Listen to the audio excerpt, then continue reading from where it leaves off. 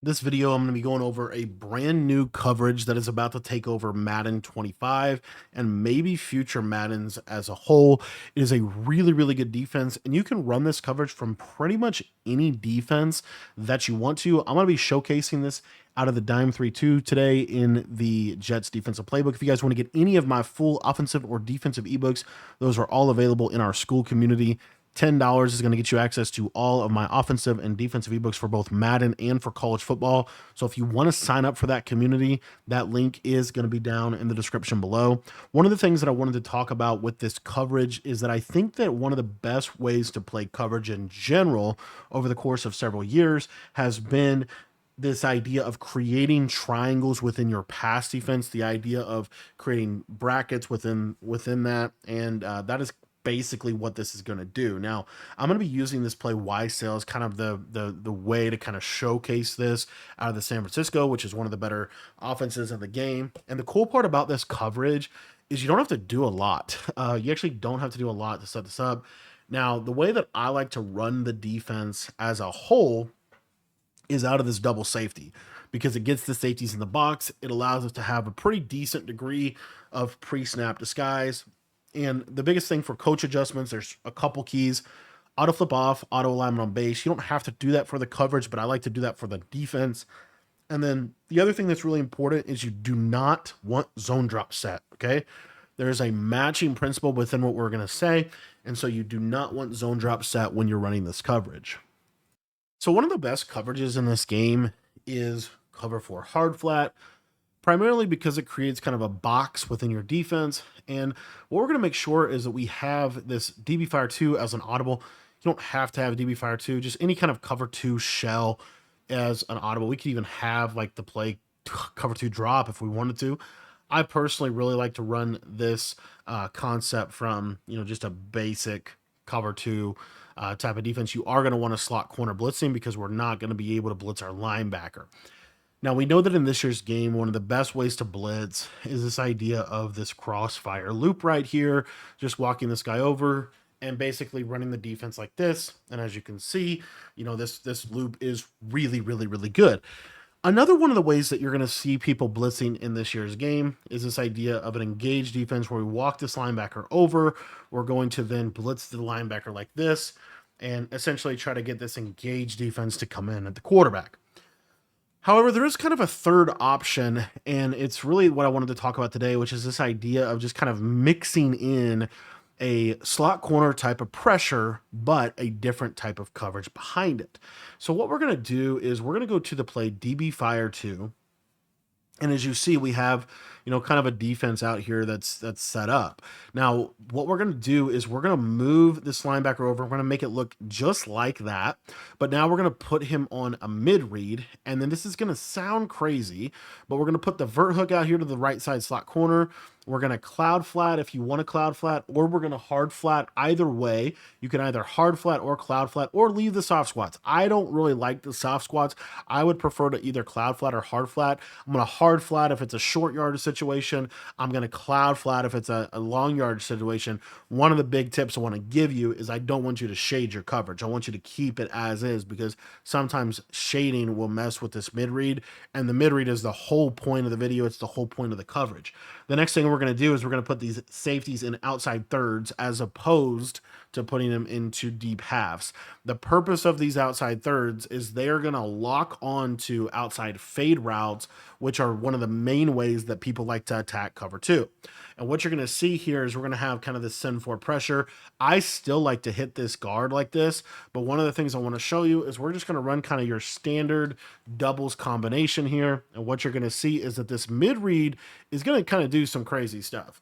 So now you don't have to outside third both of these guys, but I actually would suggest it.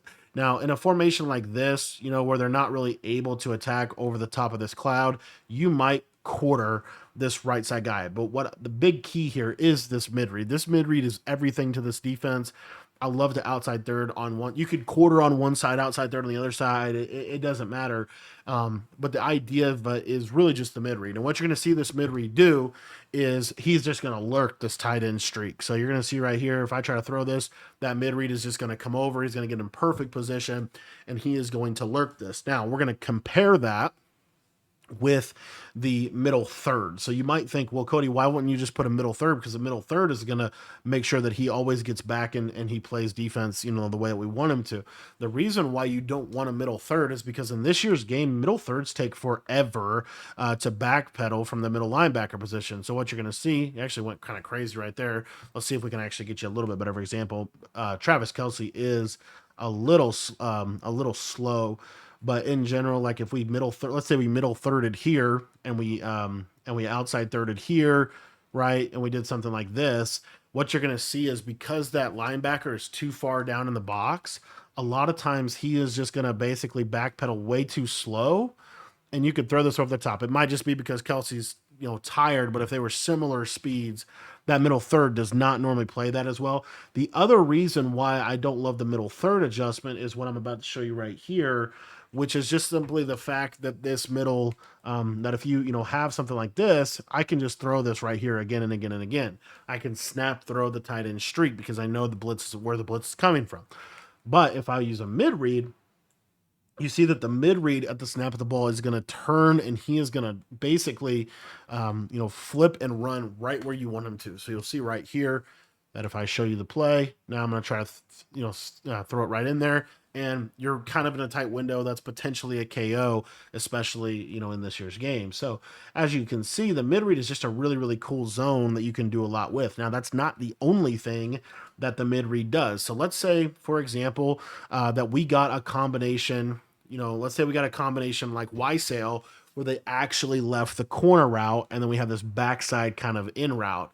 So what you're going to see from this is this cloud flat is going to play pretty nice. You're also going to see that this mid read is going to get vertical on the post, and then that backside vert hook is going to get in that area to be able to take away the dig route as well. Another combo that a lot of people like is obviously, or another play is PA snag. And the reason that people like PA snag so much is because of this backside post. So what you're going to see from this coverage, again, this is a mixing coverage, but it's one of my favorites right now, is you're going to see that if I run this defense like so, I can also put these guys on hard flats, and these thirds will actually lurk a lot of stuff. But basically what's going to happen is this vertical hook, or this, I'm sorry, the mid read is going to be able to be in really nice position to kind of defend that post. The other thing about the mid read is it's going to match any streak. So let's say, for example, that they run like a combo, a real horizontal type of route combo. The reason I like the mid read is because the mid read will, if there's not a streak on the field, if there is a streak on the field, he'll take it.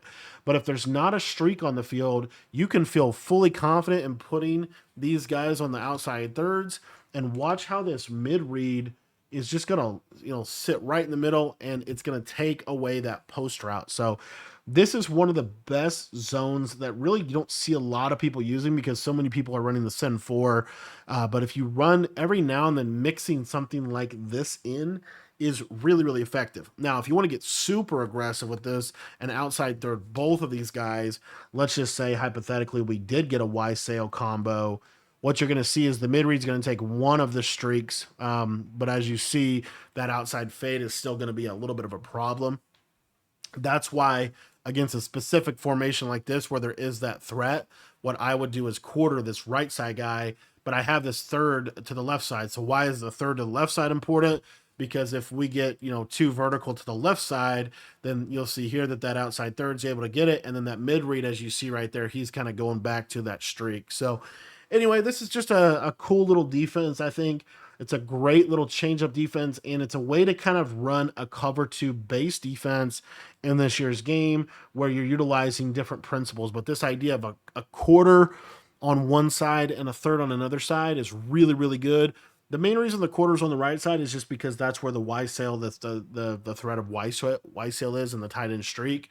Because if they run, a combo, let's just say hypothetically, we run something like this, we can handle the verticals.